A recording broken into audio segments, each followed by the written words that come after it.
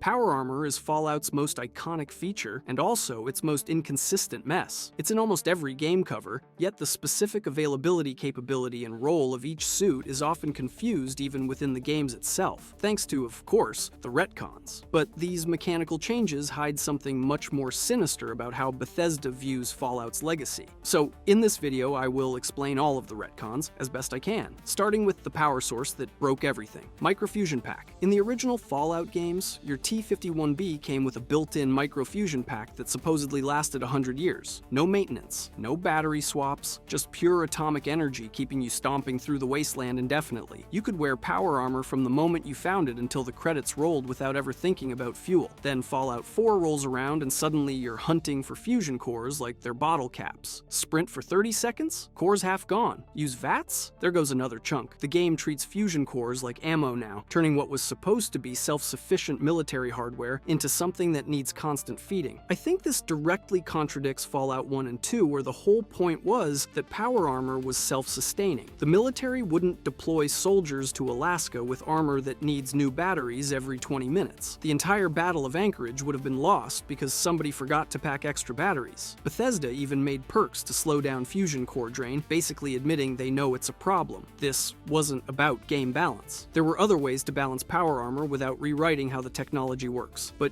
if you thought that power problem was bad, wait until you see how they handled training requirements. Training requirement. Suddenly everyone knows how to pilot military-grade exoskeletons without any training whatsoever. Fallout 3 and New Vegas made you earn the right to wear power armor. You needed the power armor training perk from specific faction members like the Brotherhood of Steel. The games explain this as necessary because these suits were complex military hardware with servo motors, HUD systems, and neural interfaces that required specialized knowledge to operate. Without training, you literally couldn't equip the armor. This made perfect sense. Real-world fighter jets require hundreds of hours of training. Even forklifts require certification. Not to brag, I'm forklift certified. But power armor, the most advanced infantry system ever created, Fallout 4 says anyone can use it immediately. Your pre-war lawyer protagonist just hops into a suit of T-45 in Concord like they're putting on a jacket. Preston Garvey basically says there's power armor on the roof, and you're instantly a walking tank fighting a Deathclaw. No tutorial, no training mission, nothing. But here's what really breaks immersion. Even raiders with zero military background are strutting around in cobbled-together suits. These are people who can barely maintain pipe weapons, but somehow they've mastered nuclear-powered exoskeletons that previously required Brotherhood scribes to teach. The female sole survivor makes even less sense. She was a lawyer. Unless she was doing some really intense litigation, there's no reason she'd know how to operate power armor. But she climbs into that T-45 and immediately knows how to engage targeting systems and coordinate servo-assisted movement. This retcon made power armor more accessible for gameplay, but destroyed the mystique of specialized military equipment. It went from something that separated elite forces from regular soldiers to something any random wastelander can figure out in seconds. Though that was nothing compared to how they completely reimagined the physical structure of the armor itself. Modular frame system. Power armor transformed from wearable gear into a vehicle you climb into. In Fallout 1, 2, 3, and New Vegas, power armor was just really good armor. You equipped it like any other outfit from your inventory, and your character model changed to show you wearing it. It took up the same inventory slot as a leather jacket or combat armor. Your Pip-Boy showed it as clothing. You could carry multiple suits in your backpack somehow, which, sure, video game logic, but the point is, it was treated as equipment, not a vehicle. Come Fallout 4, and suddenly power armor has a whole frame system. You literally step into the back of the suit, and it closes around you with this elaborate animation. The armor pieces are now separate components you attach to a skeletal frame. You can mix and match pieces from different models, run around in just the frame if you want, and the whole thing stands upright when you're not using it like some kind of medieval armor display. The size difference alone is staggering. Old power armor made you look bulky, but still human-sized. You could fit through doorways, sit in chairs, use terminals normally. Fallout 4. Power armor makes you a giant. You tower over other humans. You can't even fit through some doorways. The armor has its own animations for everything because you're essentially piloting a mech suit now. The HUD changes completely when you're inside. inside, with a helmet overlay and different UI elements. You even have a headlamp now that wasn't there before. The game treats it like you're in a vehicle, complete with an exit animation, and the ability to leave your armor standing around like you parked a car. NPCs comment on your armor differently. Companions react to you getting in and out of it. Storage is completely different too. You can't just stuff power armor in a cabinet anymore. It needs its own power armor station. You need a physical space to store and display your collection. Some players love this change because it makes power armor feel more substantial, but it completely rewrites what power armor actually is in the Fallout universe. The frame system also introduces this weird universal compatibility that makes no sense. Every piece from every manufacturer fits the same frame perfectly. That's like saying Toyota parts work perfectly on a Ford chassis. These were built by different companies with different specifications, but somehow they all use identical attachment points. This retcon reimagined power armor as more of a vehicle than equipment, fundamentally changing how players interact with this iconic gear. You went from wearing armor to piloting a walking tank. But the T60 controversy reveals something much darker about Bethesda's approach to lore. T60 demotes T51. The T51 was supposed to be the pinnacle of pre-war power armor tech until Bethesda invented a better model out of thin air. Every Fallout game before 4 was crystal clear about this. The T51B was the most advanced power armor deployed before the bombs fell. It's what won the Battle of Anchorage. It's what the Brotherhood of Steel considered their most prized possession. The T45 was the rushed early model with flaws, and the T51 was the perfected version. Fallout 1's manual specifically calls the T51B the pinnacle of power armor technology. Fallout 2 reinforces this. New Vegas has characters talk about T51B with reverence. The Operation Anchorage DLC is entirely about securing T51B because it's the best pre-war armor. This was stated fact across multiple games by multiple developers. Then Fallout 4 introduces the T60 and claims it was deployed domestically after Anchorage, but before the Great War. The Brotherhood of Steel is suddenly decked out in T60 suits like they've always had them. The game treats T60 as a straight upgrade from T51 with better stats across the board. More armor rating, more rad resistance, more carrying capacity, everything. According to Bethesda's new lore, the military was cranking out this superior model for domestic crowd control and quarantine enforcement, while T51 units were still fighting in China. So the troops on the front lines fighting America's greatest enemy were using inferior equipment while riot cops back home got the good stuff? That makes zero military sense. The art book even admits T60 started as a redesign of T45 before they decided to make it a separate model. They wanted the Brotherhood to have a signature look in Fallout 4, something more visually imposing than the T51B. So they created the T60, gave it better stats, and retroactively inserted it into the timeline right before the bombs fell. This creates massive plot holes. If T60 existed and was better, why does everyone in previous games talk about T51B as the best? Why didn't the Enclave use T60 as their baseline for advanced power armor? Why is T51B in the Anchorage simulation as the reward and not T60?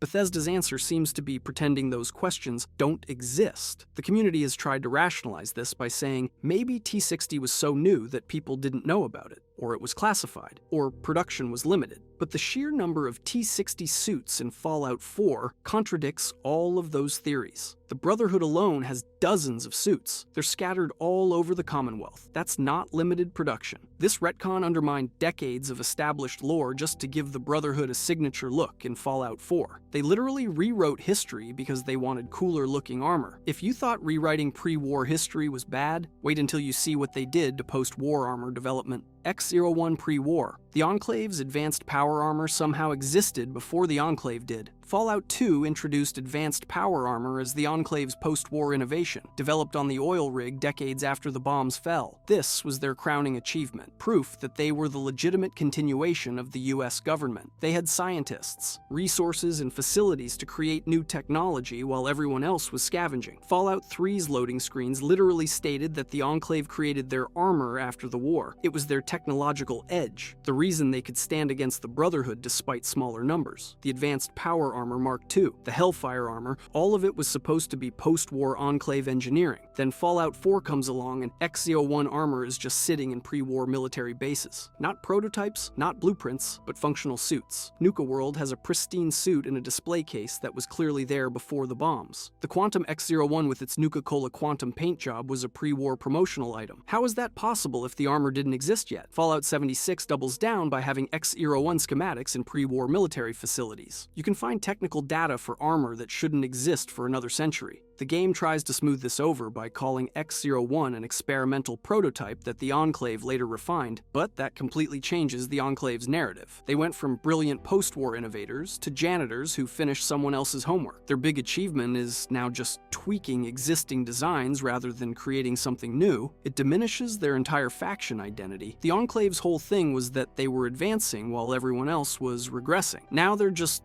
really good at finding old blueprints. The loading screens in Fallout 4 try to have it both ways, saying X-01 was developed post-war by remnants of the US military, which technically includes the Enclave. But that's not what previous games said. They were specific that this was Enclave technology created on the oil rig, not pre-war prototypes they found and improved. This also raises questions about the X-02 and Hellfire armor from Fallout 3. If X-01 was pre-war, does that mean all Enclave armor was just iterations on pre-war designs? Did they create anything original? The retcon undermines their entire technological superiority narrative. This retcon strips the Enclave of their technological superiority narrative and creates timeline inconsistencies across multiple games. They're no longer innovators, just really good archaeologists, though that timeline confusion was nothing compared to what the TV show added to the mix. Welding flaw. The TV show added a critical weakness to power armor that never existed in any game. Prime Video's Fallout series shows Maximus's T-60 power armor with a specific vulnerability at the chest plate welding points. During combat scenes, enemies specifically target these weak spots to disable the armor. A raider literally teaches another raider where to aim. They treat this like common knowledge among wasteland fighters. This has never been a thing in any Fallout game. 27 years of Fallout games, and not once could you target specific weak points on power armor. You can't shoot the joints for extra damage. You can't aim for welding seams. The games have always treated power armor as uniformly protective across all surfaces. Damage is calculated against the total armor value, not individual pieces or weak points. The show treats these welding flaws like they're universal across all T-Series armor. Characters literally teach each other where to aim for these structural weaknesses. The Brotherhood Knight, who's worn this armor for years, somehow never noticed these critical vulnerabilities that any random raider can exploit. The show also adds features like the armor automatically ejecting fusion cores when critically damaged. That's never been a game mechanic. You can blow up someone in power armor with a mini nuke and the fusion core stays put. But in the show, hit the right spot and the core pops out like a DVD from a player. They added a whole thing about needing specific Brotherhood codes to operate stolen armor. In the games, you can loot power armor off a dead Brotherhood soldier and use it immediately. No biometric locks, no authorization codes, nothing. If you can get in it, you can use it. The show also has power armor users getting knocked unconscious inside their suits, which makes no sense given the cushioning and shock absorption these things supposedly have. In the games, you can fall from a skyscraper in power armor and be fine, but the show has people getting concussed from regular combat impacts. While the show needed visual ways to create tension in power armor fights, it created lore inconsistencies with 25 years of game mechanics. Every raider in the Commonwealth should know about these weak points if they're real. But if you thought mixing up armor weaknesses was confusing, the universal frame compatibility takes the cake.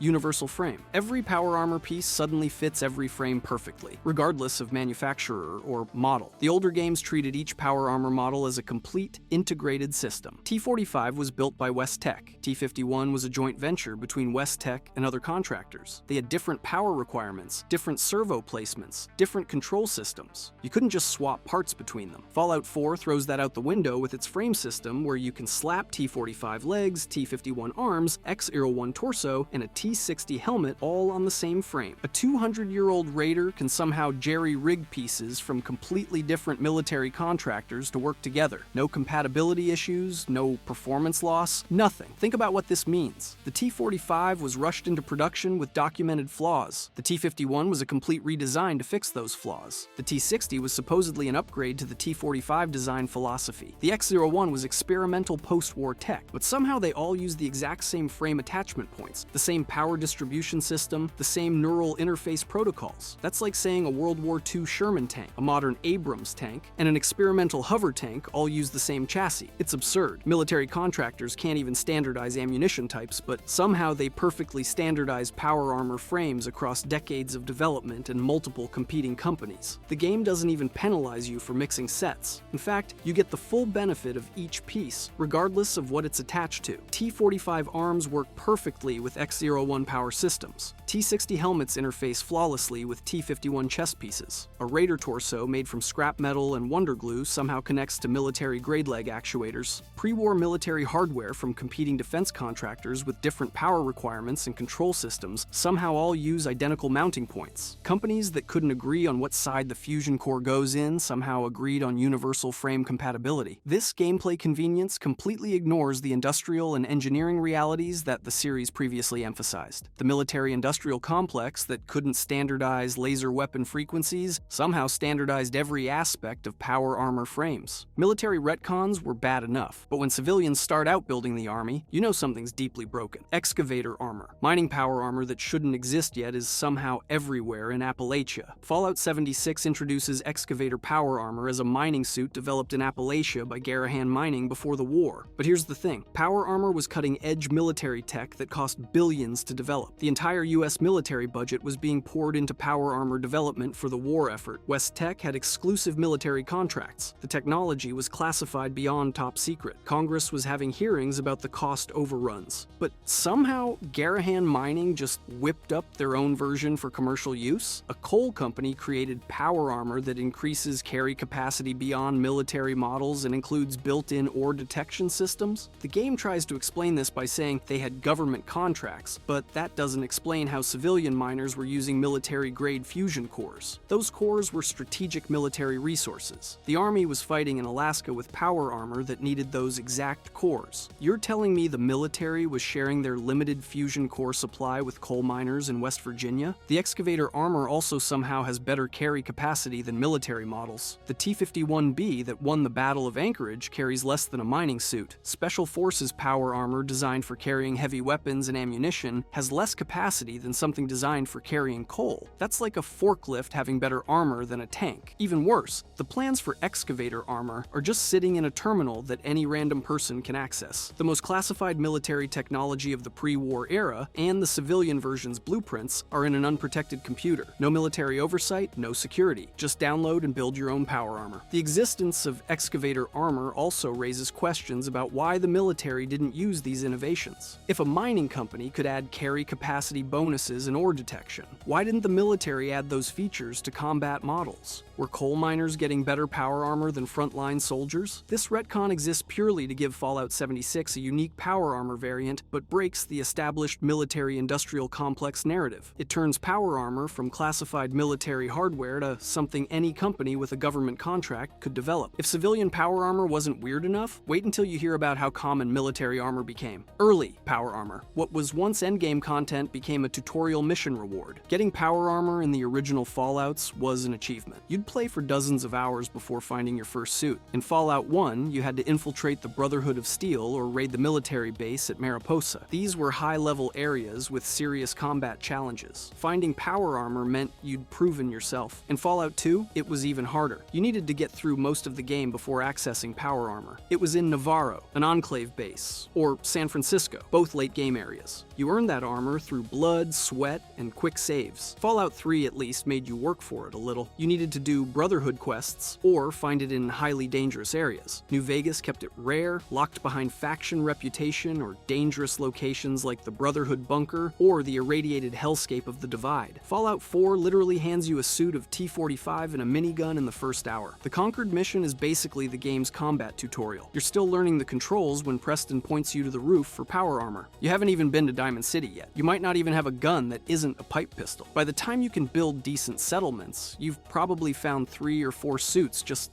sitting in the world. Behind a novice lock in a train car, standing in a military checkpoint that's been abandoned for 2 centuries, in a shed behind a gas station. Random raiders have suits. Regular raiders who somehow maintained fusion-powered exoskeletons while living on jet and Brahmin meat. The game treats power armor like it's everywhere. There are more suits of power armor in the Commonwealth than there are working cars. Every military checkpoint has one. Every other building in the glowing sea has one. You'll have a collection of a dozen suits before you're halfway through the main quest. Survival mode tried to balance this by making fusion cores weigh more and drain faster, but that's just admitting the problem. You shouldn't need a special difficulty mode to make power armor feel valuable again. This accessibility shift fundamentally changed power armor from aspirational endgame gear to just another tool in your arsenal. It went from the ultimate reward to something you probably have too much of, though nothing breaks immersion quite like what happened to power armor's reputation system. Brotherhood tech. The Brotherhood suddenly teaches random wastelanders their most guarded secrets. The Brotherhood of Steel's entire identity revolves around hoarding technology. They believe humanity can't be trusted with pre-war tech. Their codex specifically forbids sharing advanced technology with outsiders. This has been consistent across every Fallout game.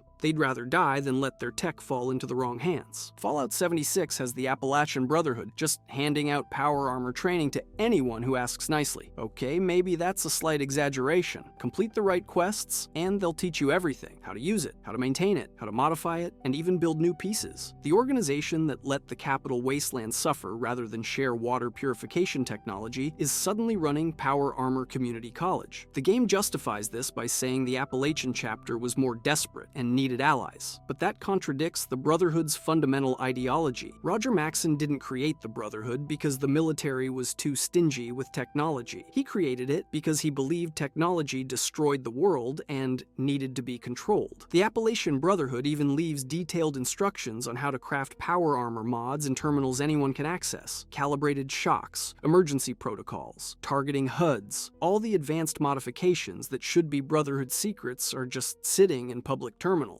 You don't even need to be allied with them to learn these modifications. This is the same organization that in Fallout 1 made you go through multiple trials just to join as an initiate. In New Vegas, they're literally dying in their bunker, rather than recruit outsiders. But in 76, they're teaching power armor secrets to vault dwellers who've been outside for 5 minutes. Even more ridiculous, the plans you learn persist after the Appalachian Brotherhood is wiped out, so their technology sharing was so thorough that their knowledge survived their complete destruction. The Brotherhood's greatest failure was being too generous with their knowledge, which is the exact opposite of everything the Brotherhood represents. This retcon turns the xenophobic technology hoarders into generous teachers, completely reversing their core identity for gameplay convenience. But if you think that's immersion breaking, the Creation Club editions take it to another level. Creation Club. Bethesda can't decide if their paid mods are canon or not. The Creation Club added dozens of new power armor variants to Fallout 4, horsepower armor, Hellfire power armor from Fallout 3, military paint jobs that shouldn't exist, Christmas-themed power armor. Some of this content Bethesda says is canon, some isn't. They've never clearly defined which is which. The Hellfire armor being in the Commonwealth makes no sense. It was developed by the Enclave in the Capital Wasteland after the events of Fallout 2. How did it get to Boston? Why is it in pre-war military bases? The Creation Club just drops it in with no explanation. Then there's the CC-00 power armor, which is supposedly a Chinese stealth suit mixed with American power armor. The two countries were literally nuking each other, but somehow they collaborated on power armor development, or America reverse-engineered Chinese stealth technology and integrated it into power armor but never deployed it? The Creation Club treats these additions like they've always existed. NPCs don't react to you wearing impossible armor. The Brotherhood doesn't question why you have Enclave Hellfire armor that shouldn't exist yet. Raiders don't wonder how you got Chinese-American hybrid armor during a war where both countries were mortal enemies. Bethesda's stance is that Creation Club content is canon because they approved it, but they also said players can decide what's canon for their own games, so it's officially canon but also optionally canon. They want to sell you lore-breaking content but not take responsibility for breaking the lore. This creates a situation where discussing power armor lore requires asterisks. Is the Tesla cannon power armor canon? What about the Morgan spacesuit power armor? The game treats them as real, but they make no sense in the established timeline. This confusion extends to the TV show, which cherry-picks from game lore but ignores inconvenient parts. They'll reference specific armor models but change how they work. They'll use game-accurate designs